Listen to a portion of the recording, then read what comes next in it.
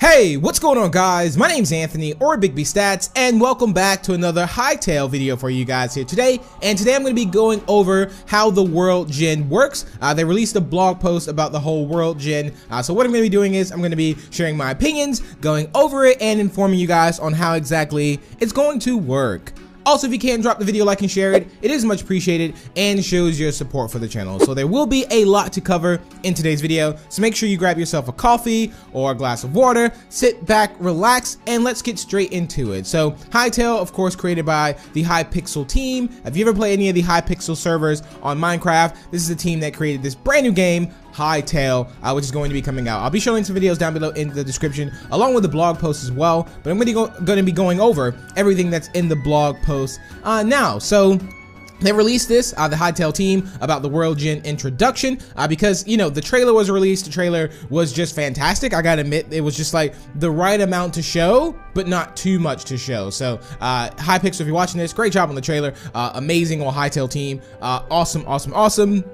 But let's talk about the Hytale, the World Gen, how it's going to be. So the Hytale's World Generation system in itself is kind of broken up into zones. So what we're going to do now is talk about the world of Orbis, which the world of Orbis is the world. Like, this is where the zones are. So you have different zones. And here's a picture of 4 zones that they have, I believe, out of 7. So you have Zone 1, which kind of looks like a little forest area as well. So it's like each one has different biomes too, but they're all kind of like, again, intertwined, I guess, in a way. Like, you can kind of like, you know, they kind of flow together, which makes it look amazing if you ask me. Also, with this image and these zones, you can also see how the underground bit kind of works as well. So you can see like the cave system, and you can see every single one is different. Now, I'm assuming the zones, as they go up like further and further, of course they get harder. Remember, Hytale does have an adventure mode. So again, this is how you progress the main story. This is the main story is like the adventure mode, but of course you can go, you know, you can play it without having the adventure part, like beyond that. But yeah, this is the main bit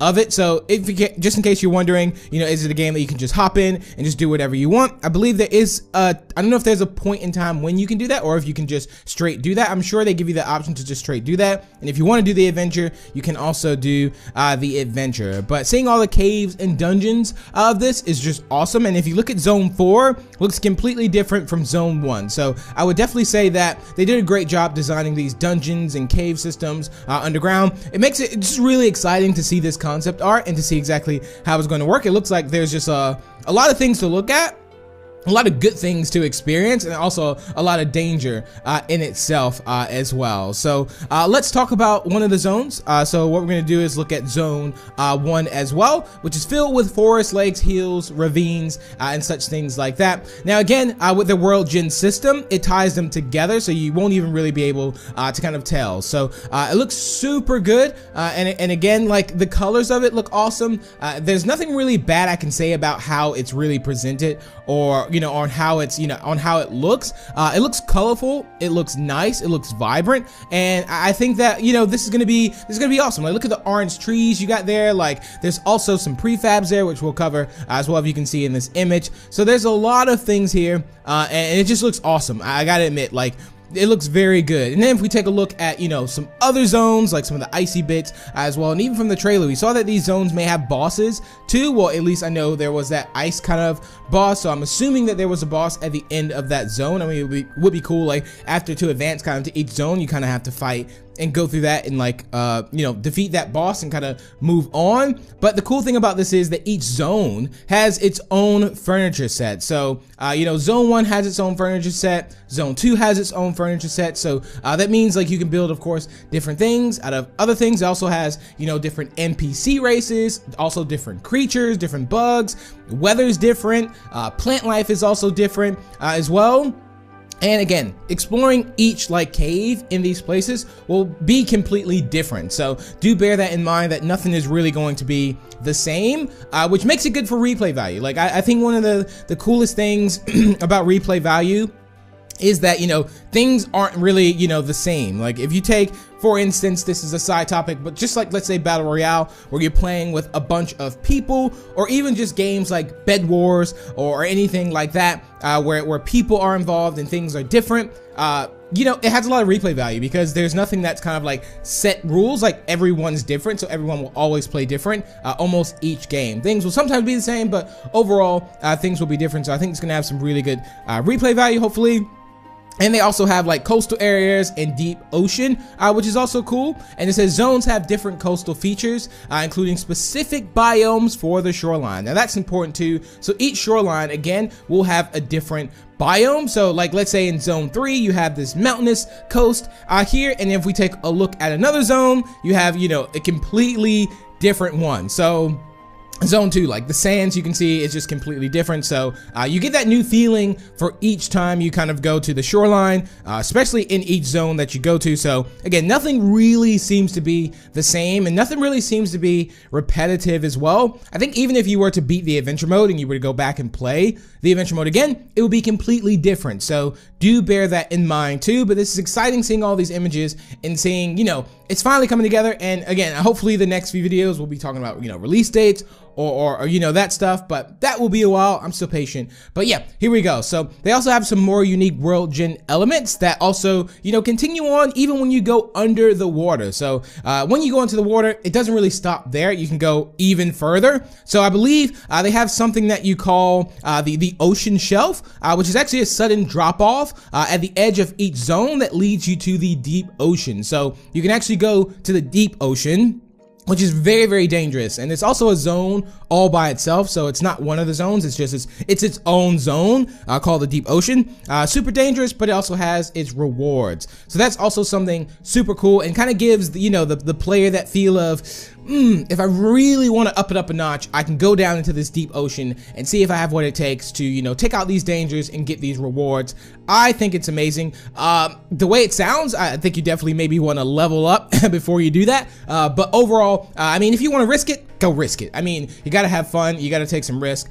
No risk, no reward. So you can go into that deep ocean. And it says also beyond the ocean is also the infinite lands. And it also says Hytale storyline won't take you out that far. So again, if you're playing the storyline, it won't take you out to the infinite lands, but it says with the world gen tech, it will make sure that it's always something for you to find beyond the edges of the world. So again, there's always going to be something to do beyond the edges of the world. So don't feel like, you know, once you get to the edge of the world, there's like nothing else to do but be on your own. There's always something to do. So that's something to kind of, you know, take a note of and pay attention to and just kind of remember when this comes out. So let's talk about the caves and dungeons, because I really like the way the caves and dungeons looked. And also on the side note, the way they did underwater looks really good, like extremely good. The way the water looks, the way the colors look. Again, I think the colors is something that really kind of captures my eyes a lot. It's just really good. So yeah, caves and dungeons. Let's go ahead and talk about these. Of course, they're going to be different in each zone. So none of the caves and dungeons are the same, but it also says there's a few universal principles that govern each. So there's going to be some set rules to it there. But I like the way they had like the little skeleton things up here, also like the barrels and stuff like that. It looks like really crazy too. And it says caves are full of secrets and creatures to encounter, but it's an important source of resources. So just like any other cave, you know, these caves are dangerous, and with any kind of danger in these games, again, it always comes rewards. You know, when you go into, let's say for an example, to throw in like Minecraft, you go into, you know, these dungeons and you get, you know, you get loot there. So it's kind of like, you know, like that as well. So that's something very cool. And again, the rules differ, you know, based on from zone to zone. So dungeons are a little different from caves as well. So do bear in mind, dungeons and caves are not the same. It says dungeons compressed of like multiple chambers and encounters joined by connecting passageways. So it says often accumulating into a final room. So you will have this final room, and it will have challenges as well and special rewards tailored by the world team. So there's a massive image of how you know, the cave system kind of works, and yeah, it looks incredible. I gotta admit, like the terrain and just the whole world generation and how you can see underground, like and you know, all this, it's awesome. Like there's a lot to do. I mean, this is massive. I mean, it's a lot, you guys, but a lot I'm looking forward to exploring, and I think it's going to be incredible to play, and it's going to feel fresh, and it's going to feel good to also play as well. They also, again, have some prefabs here too. So it says dungeons are just one example of how prefabricated content is incorporated into Hytale's world generation. So I don't know if you've seen the trailer, that like there was some already built buildings and things like that, but the crazy thing is that they've already created over 3,785 prefabs so far, which is just like, what? And it varies from a lot of things like the trees, the rock faces, and things like ruins, the rock faces all the way up to the ruins, buildings, and some special encounters as well. And of course, this is also distributed out, throughout the world, at random times. So it may be a case where you see, something one time, like you won't always see it again. Again, that's where the repetitiveness isn't really there, which is good, like as far as seeing the same thing over and over again. So yeah, it could be again that you may see, one feature one time and then you never see it again. And remember that each prefab is custom built. So there you go. It's amazing. And also the cool thing about it is that, for the not only does it look good, but they can have like their own triggers and events, kind of attached to that particular thing. So that's awesome too. I can't imagine like how much work that is to actually do that. Could be that is something simple, but that's a lot of work, and I think that's something very cool that they kind of took into consideration and mind. But we're going to talk about some of the portal dungeons, which is one of the cool things that I think that really interests me when it comes to this. So what we're looking at now is kind of like the as you can see, like the little concept art of I think the Guyane portal. So it looks like the portal area, you go down and then you go into like the portal room there. So that's like the entrance to the portal dungeon. So it says, of course, when you meet the criteria to unlock one. So remember, you have to be able to kind of unlock one. Which is awesome. Also, another note that they added too is that, you won't be able to break every block like inside of these portal dungeons. So you'll have challenges and things like that to kind of overcome, to see if you can actually get to this. So you have to, do some obstacles and use other skills other than just breaking blocks and kind of getting there. So do bear that in mind. Also, there's a lot of different portal interests, designs that they also have, like concept art. So it's not going to always look the same as well. So here's a picture of some concept art of how the portals look, and wow, I gotta admit, they look really good. Like if I had, that's awesome. I definitely like the one down in the water for me, like the center one, also the purple one as well. So finding these dungeons is also gonna feel like a new thing too, like being that every portal won't look the same. It'll be like a fresh feeling every time you go and find another portal. There's also some concept art of how they thought that or how it will look like inside, like after you go through these portal dungeons. Like here's the Temple of Gaia, which hopefully I'm saying that right. And they also have it says along with its component parts, the Garden of Elements. So we'll show you guys an image of that as well. But yeah, this is something that what it could look like when you go through that portal. So this looks extremely good, and again, it gives you that crazy feeling, and the colors is something that they're doing really awesome. Also, there's things, of course, when when creating these games, you have these rules and principles of two things that kind of should work out, and sometimes things happen on mistake, and it actually turns out to be a positive. So let's say if you're making something, you're trying to get two biomes to fuse, or you're just making two biomes and end up fusing, and then it turns out to look good, but it was kind of like an accident. So they do kind of have things like that, where it's like moments where things that they wanted things to kind of go a certain way, but it kind of like surprised them and turned out to look quite different. They also discover that rivers that carve their way through mountains and dungeons that have a split in half by ravine. Also, swampy terrain might creep up halfway up a mountain, which is also cool too. And it says the adventures that you have here will truly feel different. So these small touches like this will make it seem different. But on that last note, I'm gonna read off the little paragraph that they have there, because I feel like that paragraph is very important to end off this video, which it says, the world generation systems we've created, which Hytale created, will be fully customizable by content creators. You can tweak world gen rules or write your own. Through configuration files, you can build and share your own prefabs and dungeons, including instant portal, dungeons. Also, you can create and configure your own blocks environments, and even NPCs.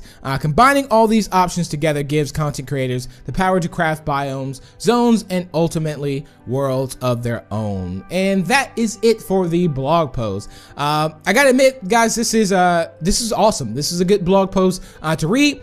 Very exciting to read as well. And I definitely think that Hytale is going to be an awesome game to play.